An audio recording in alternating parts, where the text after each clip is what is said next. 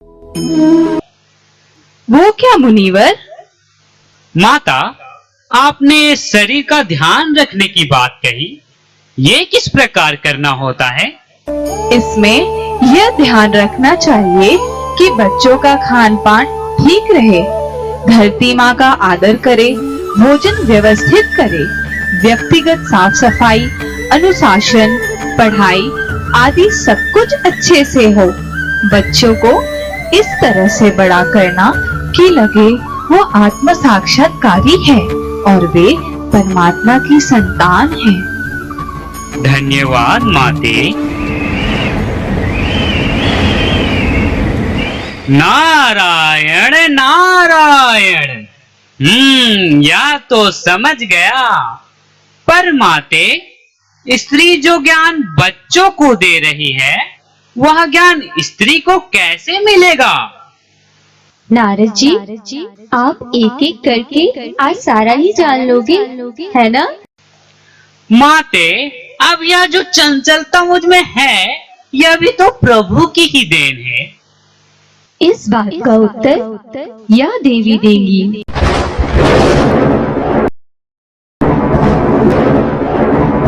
मैं विद्या लक्ष्मी हूँ। मानव के अंदर की महान घटना कुंडलनी जागरण होने के बाद मनुष्य किस तरह से अपनी कुंडलनी को देवी के श्री चरणों में बनाए रखे, किस तरह अपने अंदर के चक्रों और नाड़ियों को संतुलित एवं शुद्ध रखे, यह ज्ञान सहज में ही मेरे माध्यम से मानव को मिल जाते हैं।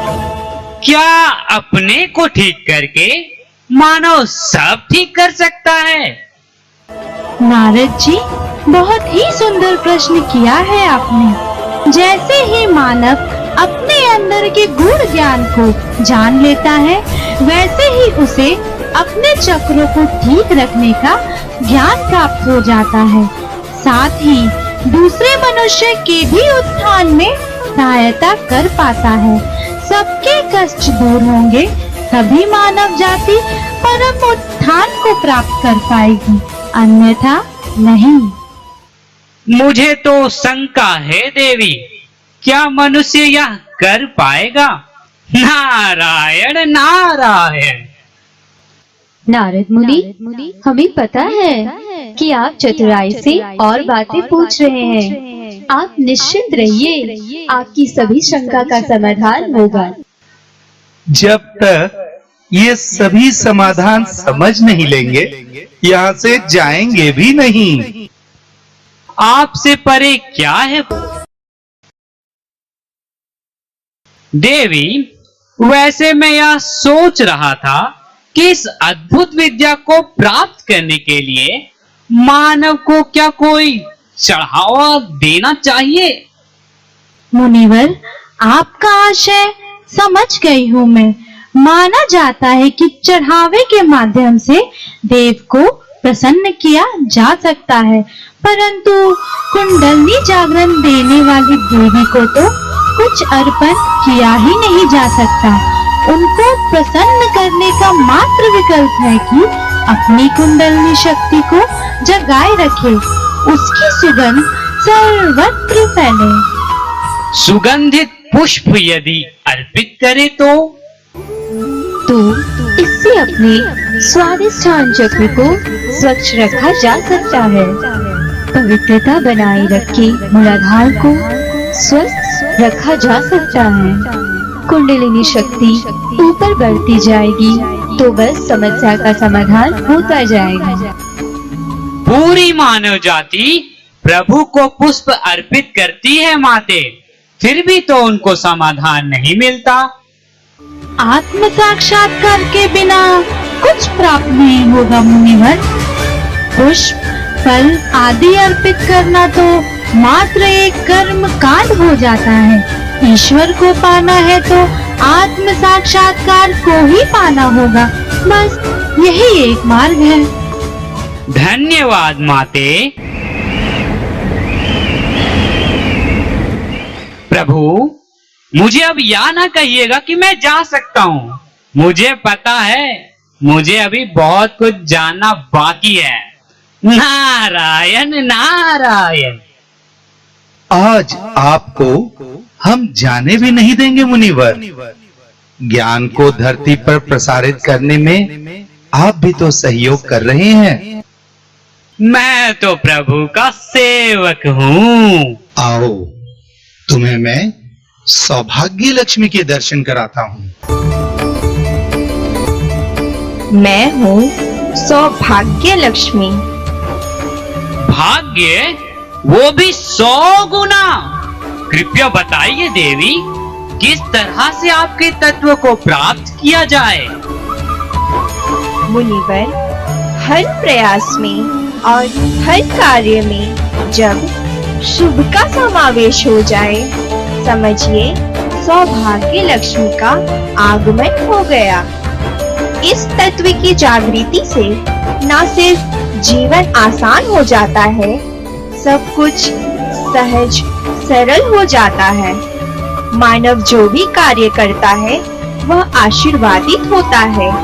मानव की जो भी कामनाएं होती हैं वो पूरी होती हैं। इसका अर्थ है कि मानव को सब मिल जाएगा, फिर तो वो काबू में ही नहीं आएगा। देखिए ना प्रभु, आज किस तरह से वो सब दुर्गति करने पर आमादा है, अपनी भी और प्रकृति माँ की भी। नहीं मुनिवर, सौभाग्य लक्ष्मी तत्व जागृत होने का अर्थ है मानव पूरी तरह से परिवर्तित हो जाएगा। वो अहंकारी नहीं बल्कि दूसरों की सहायता करने वाला, दूसरों की तकलीफ दूर करने वाला, संतोषी, धैर्यवान, सौम्य, शांत और गरिमामय हो जाता है। यहाँ तक कि उससे जुड़े लोगों का भाग्य भी खुद ब खुद संवरने लगता है। माते, गलत तरीके से कमाए धन और इसमें क्या अंतर है? मुनिवर, इस तरह के धन से सिर्फ विपदाएं आती हैं। मानव समझ नहीं पाता, परंतु वो स्वयं ही अपने हाथों से अपनी पीढ़ियों को नुकसान पहुंचाने लगता है। सौभाग्य लक्ष्मी के वरदान के बिना उसका पतन निश्चित है। अर्थात जीवन को चैतन्यमय करने का सबसे सहज उपाय है या? एकदम सही पकड़े हो ना, आपके लिए बहुत बड़ी बात है। सौभाग्य लक्ष्मी का आगमन परम चैतन्य की ही कृपा है। प्रभु, इसका अर्थ हुआ कि जीवन तो पूजन समान ही हो गया, आनंद ही आनंद। मुनिवर, आपका आशय आ गया है समझ में। इनको आगे बताइए देवी। मुनिवर, आत्म साक्षात्कार ये जन जब अपनी दिनचर्या में धूनी का समावेश करते हैं तो उनके ऊपर नकारात्मक प्रभाव डालने वाली बुरी ताकतें अपने आप नष्ट हो जाती हैं। सौभाग्य को बनाए रखने में यह बहुत असरकारक है। अतः सभी को धूनी करनी चाहिए। धन्यवाद माते। माते, आज तो जीवन धन्य हो गया, जो इतना गूढ़ ज्ञान मुझे मिल रहा है। मुनिवर, जिज्ञासा शांत हुई या और जानना है? माते, अब आपसे क्या छिपा है, जिज्ञासा तो और बढ़ गई है। मानव जीवन को सुंदर बनाने के अनुपम उपाय ज्ञात करने की उत्कंठा और प्रबल हो गई है। कृपया और बताइए माते। यहाँ अब जिस देवी का आगमन होने वाला है, उनको तुम्हें पुकारना होगा नारद। जैसी आज्ञा प्रभु। देवी, कृपया पधारे, कृपया मेरी विनती सुनिए। कोई नहीं आया। प्रभु क्षमा, कृपया मेरी परीक्षा ना लीजिए प्रभु। मैं अमृत लक्ष्मी हूँ। देवी, नारद जी को हर बात विस्तार से समझनी होती है। नारायण नारायण देवी, आप तो सब जानती है। जैसा कि नाम से ज्ञात होता है, मैं अमृत तत्व की जागृति प्रदान करती हूँ। हृदय में आत्मा का वास है और अमृत तत्व की जागृति आत्मा की जागृति के पश्चात ही मिलती है। आत्मा अजर अमर है। यह जैसे ही मनुष्य को स्पष्ट होता है, वैसे ही वो सांसारिक तकलीफों से परे हो जाता है। मानव भले ही नश्वर है, मगर यह तत्व की जागृति मानव को आत्म स्वरूप बना देती है। इसमें मनुष्य मिटता नहीं, अपितु परमात्मा में विलीन हो जाता है। आत्मा की जागृति से मनुष्य सदा परमात्मा के आनंद में रहता है। माते, थोड़ा और विस्तार से समझाइए। मैं अवश्य समझाऊंगी आपको मुनिवर। चैतन्य मेरा वास्तविक वरदान है। यह एक ऐसा वरदान है जो किसी मरते हुए में भी जीवन डाल देता है, जब भी है।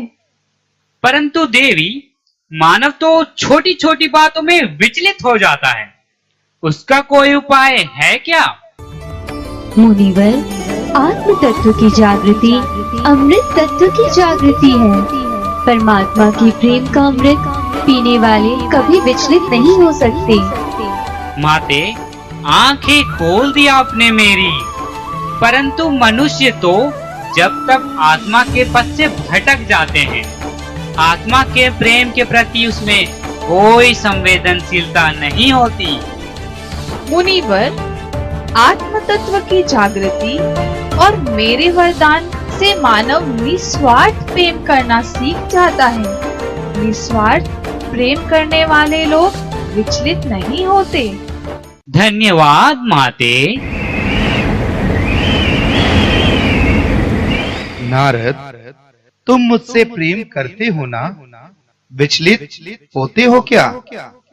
प्रभु, आपके प्रश्नों में ही लीला है। कृपया मुझे और ना उलझाए। तुम्हारे जैसे और भी हैं बहुत से लोग जो विचलित नहीं होते। तुम तो उससे मिल ही चुके हो। अवश्य प्रभु। यह सारे आत्म साक्षात्कारी लोग हैं। यह विचलित नहीं होते नारद, कभी भी नहीं। धन्यवाद प्रभु। लीजिए मुनिवर, यह देवी स्वयं ही प्रकट हो गई है, आपके पुकारने के पहले ही। नारायण नारायण। माते, पुकार भी आपकी ही देन थी और यह प्रसाद भी आपकी ही देन है। मैं धन्य हुआ प्रभु। आप दोनों की असीम कृपा और प्रेम मुझ पर बरस रही है। कृपया अपने तत्व का ज्ञान कराए माते। मैं वो हूँ मुनिवर, जिसके कारण धरती पर परिवार बने रहते हैं।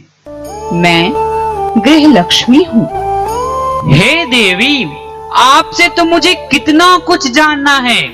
आपको तो मेरे सारे प्रश्न ज्ञात है ही। कृपया विस्तार से बताइए।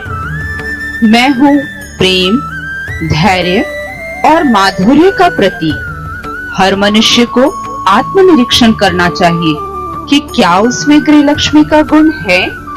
मैं गृहस्थी की देवी माधुर्यता हूँ। व्यक्तित्व में प्रेम और धैर्य का होना भी अति आवश्यक है। एक नारी बालपन से ही ऐसे गुणों का निर्माण अपने बच्चों में करती है। ये क्षमता मेरे आशीर्वाद से ही उसे प्राप्त होती है। गृह लक्ष्मी यदि सहयोगी हो, तब वह किस तरह से अपने परिवार को संभाल सकती है? एक सहयोगिनी अपने परिवार में आध्यात्मिक वातावरण बनाती है। जैसे वह घर पर अच्छे से ध्यान धारणा करे और श्री माता जी की आरती करे, तो परिवार के सभी सदस्य आध्यात्मिक वातावरण की अनुभूति करते हैं, जिससे घर के सभी लोगों में ध्यान की इच्छा स्वतः ही जागृत हो जाती है। इसके अलावा वह भोजन के माध्यम से भी सभी में उत्क्रांति ला सकती है। भोजन से उत्क्रांति, अब ये किस प्रकार संभव है?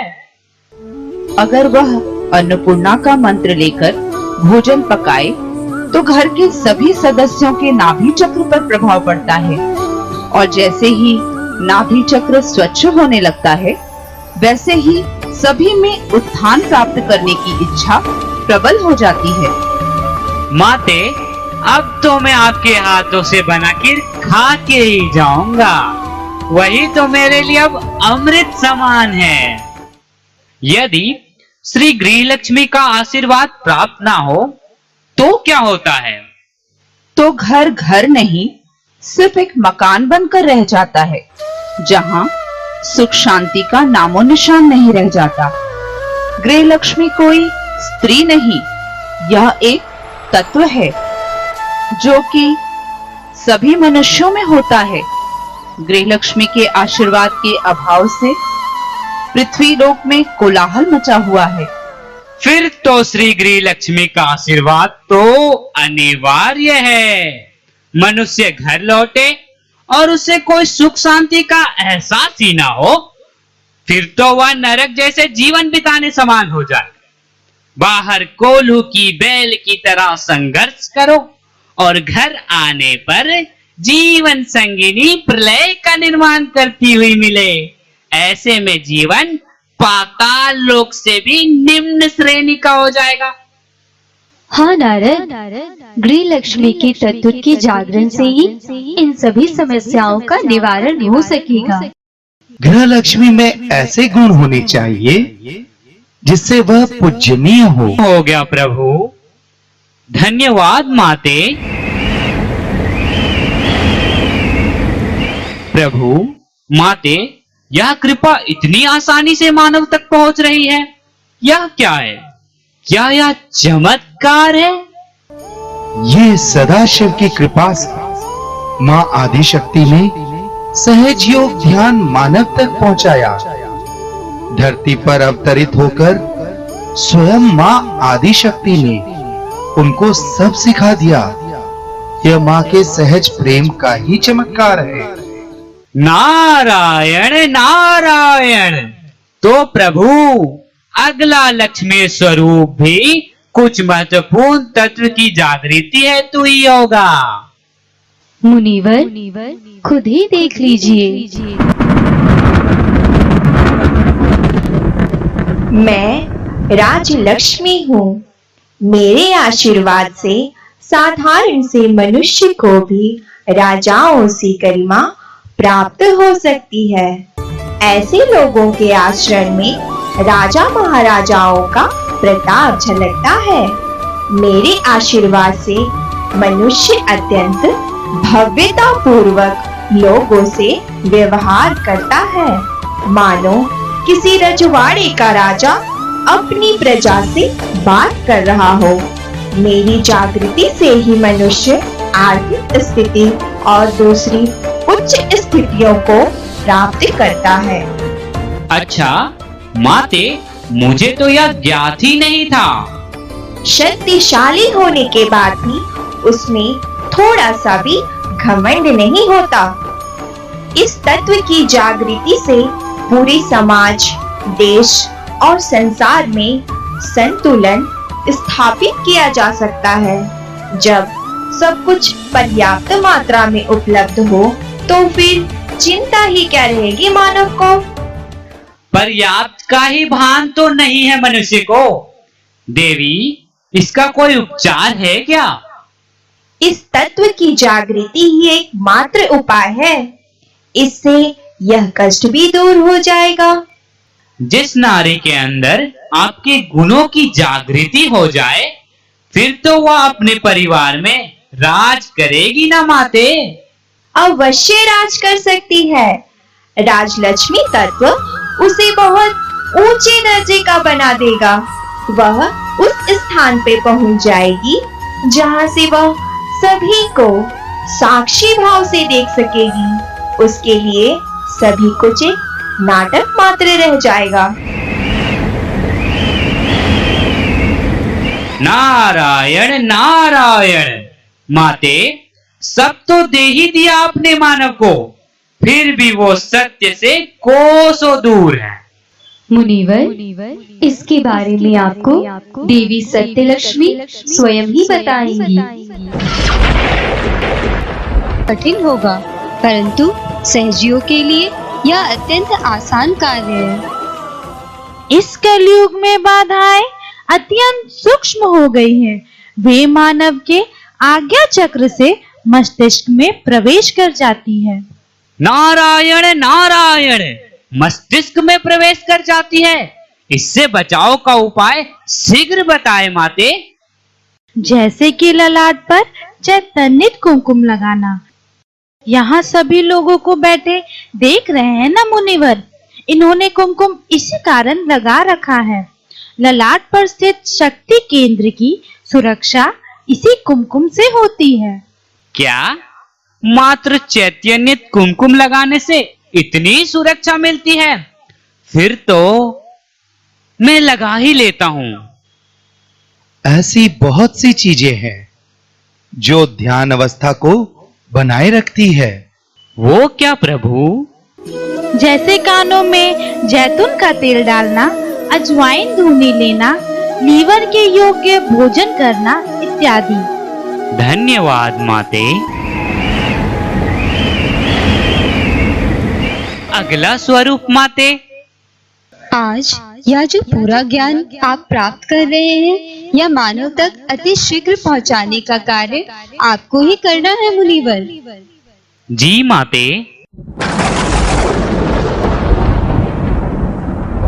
मैं भोग्य लक्ष्मी हूँ। मेरे तत्व की जागृति के पश्चात ही मानव अपनी ऊंची अवस्थाओं का पूर्ण आनंद उठा पाता है।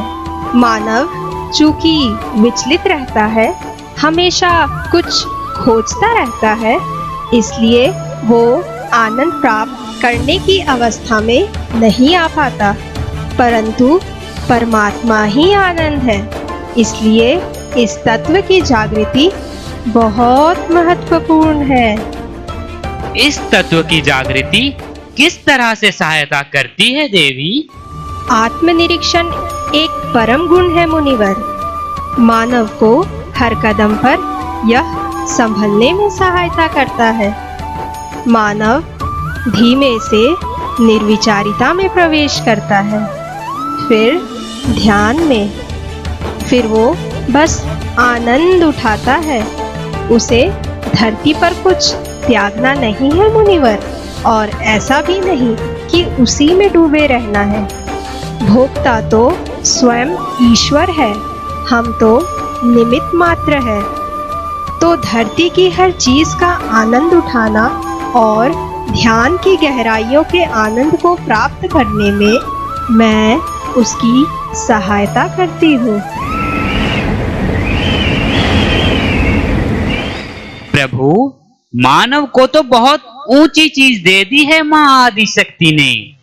लोग ध्यान कर पाते हैं क्या, या अपने ही विचारों में खोए रहते हैं? नारद, इन सभी लोगों से क्या इनका ध्यान होता है? पूछो। आपका ध्यान होता है? इन सभी लोगों ने सहज को कर्मकांड नहीं होने दिया है, इसीलिए यह ध्यान कर पा रहे हैं। धन्य है यह सब कि इनको परमात्मा ने चुना। धन्यवाद माते। बहुत योग्य लोग हैं यह सब माते। इसीलिए योग लक्ष्मी की जागृति भी इन सब में संभव हो पाई। कुछ इस बारे में और बताइए ना माते। मैं योग लक्ष्मी हूँ। मेरे तत्व की जागृति का अर्थ है कि ध्यान करने वाला हर सहजी किसी दूसरे को जागृति प्रदान कर सकता है। भटके हुए मनुष्य जन को परमात्मा के मार्ग पर ला सकता है। उसकी अस्त व्यस्त हो रही जिंदगी को प्रेम शक्ति से ऊर्जा दे सकता है। सबका परम से योग करवाना ही मनुष्य का ध्येय है। नारायण नारायण। देवी, क्या मनुष्य में इतना विवेक है कि वो यह सब कर सके? हंसा चक्र की जागृति के पश्चात उसमें विवेक बुद्धि जागृत हो जाती है। वो कैसे माते? नाक में प्रतिदिन घी कपूर डालने से हंसा चक्र की जागृति हो जाती है तथा मानव में विवेक बुद्धि का नया आयाम स्थापित हो जाता है।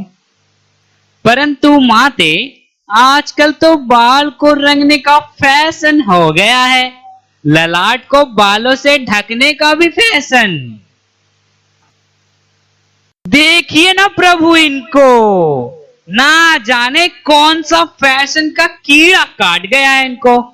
इन सब की विवेक बुद्धि कब जागृत होगी? प्रेम की शक्ति से सभी को परिवर्तित किया जा सकता है मुनिवर।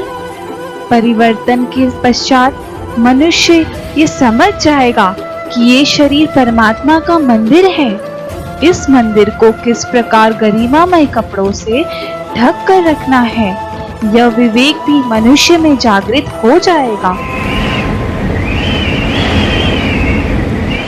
नारद, जितने भी तत्वों के विषय में अभी तक ज्ञान प्राप्त किया है, उन सभी तत्वों को प्राप्त करेंगे तभी श्री महालक्ष्मी तत्व जागृत होगा।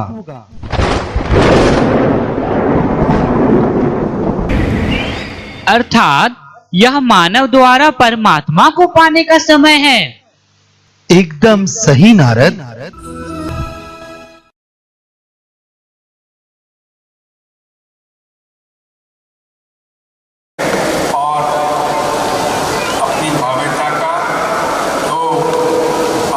संदेश उन्होंने दिया, हम सब सहयोगी भाई बहनों को उसको आत्मसात करना होगा, जिससे हम और गहराई में जा सकें।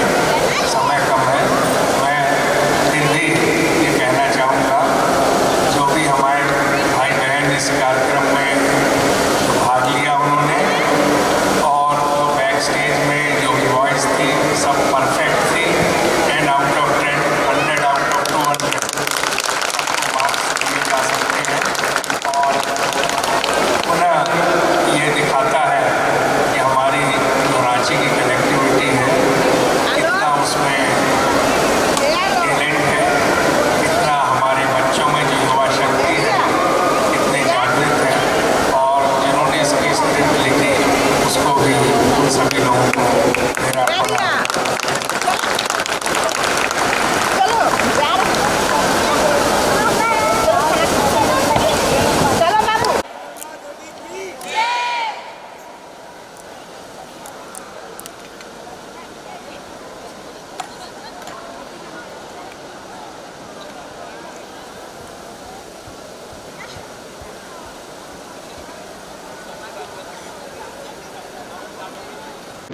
खड़े होकर जोर लगा क्योंकि मैंने ये पूरा जो प्ले जो है सामने बैठ के हाथ खोल के ही सुना, देखा, और इतनी गजब की वाइब्रेशन और सारा कुछ था, क्योंकि लग रहा था कि स्वर्ग के देवी देवता भी जो है वो इतने खुश हैं, वो भी यही चाह रहे हैं कि पूरी दुनिया को सहयोग मिले। और सबसे बड़ी ताजुब की बात आपको बताऊं, ये जो है हम कहते हैं रिसर्च, मुझे बोला गया रिसर्च है बच्चों की, इन्होंने 1 महीने से रिसर्च किया, तो मैं रिसर्च नहीं बोलूँगा, रिसर्च उसको बोला जाता है जिसको पहले से सर्च कर लिया गया, पर मैं इसको कहूँगा ये सर्च है हमारे युवा शक्ति के बच्चों की, जिन्होंने 1 महीने तक सर्च किया, जितने भी डायरेक्ट जो लिखी, एक्टिंग, रिकॉर्डिंग, एवरीथिंग, ये सब इन बच्चों का परफेक्ट किया हुआ है। और इन बच्चों ने जो है 1 हफ्ते के अंदर ये प्ले तैयार किया। और सबसे सुंदर चीज़ क्या रही, शायद आप लोगों ने नोट की नहीं, क्योंकि माँ ने मुझे ये चीज़ दी तो मैं तो वो भी साथ साथ देख रहा था, जो लिपसिंग मूवमेंट जो आपके रहे डायरेक्ट डिलीवरी में, जो लिपसिंग आपकी थी वो एग्जैक्ट वही आ रही थी, नहीं तो क्या रहता पिक्चर भी देखे तो लिपसिंग आगे पीछे हो जाती है। तो इसके लिए जोरदार ताली जाती है। उसकी प्रैक्टिस करी 7 दिन के अंदर इन्होंने, और ये बच्चे सुबह 6 बजे उठ के आते थे। बहुत मेहनत की लोगों ने। कुछ बच्चे ऐसे भी रहे हैं कि सुबह कन्वेंस नहीं मिला, पैदल ही वहाँ तक पहुँच गए जहाँ इनका प्रैक्टिस करने की जगह थी। तो जोरदार तालीम के लिए बजा दीजिएगा, पूरी टीम के लिए जोरदार तालीम बजा दीजिएगा। और मैं गुजारिश करूँगा आशीष जी प्लीज़ आप आइए और श्रीमती को प्रणाम कीजिए।